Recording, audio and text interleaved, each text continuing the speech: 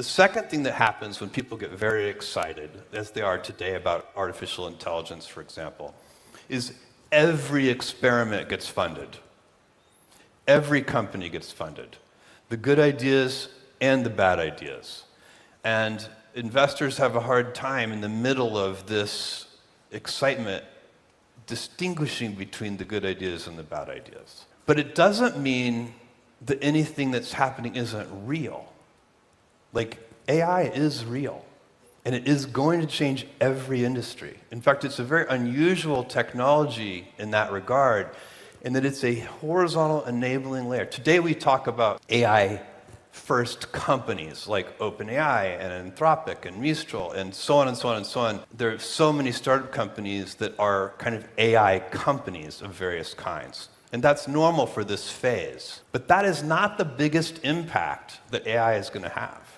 The biggest impact that AI is going to have is it is going to affect every company in the world. It is going to make their quality go up and their productivity go up. By every company, I literally mean every company, every manufacturing company, every hotel, every consumer products company. That is hard to fathom, but it's real. There is no doubt. We don't know how long it will take exactly. We don't know how quickly that transition will occur. It'll probably occur at different rates in different industries.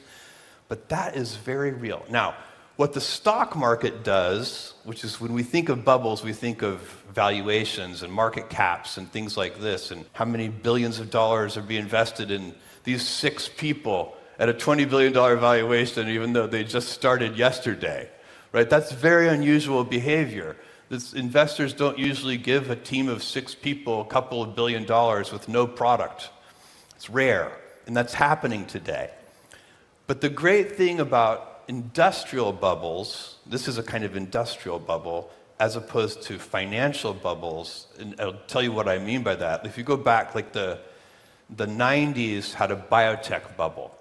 And there were a bunch of pharma startup companies that were designing drugs and using new techniques, and the world got very excited. The investment world got very excited. As a group, they all lost money. But we did get a couple of life-saving drugs. A bubble like a banking bubble, the crisis in the banking system, that's just bad. That's like 2008. And so those bubbles society wants to avoid. The ones that are industrial are not nearly as bad. They could even be good, because when the dust settles and you see who are the winners, society benefits from those inventions.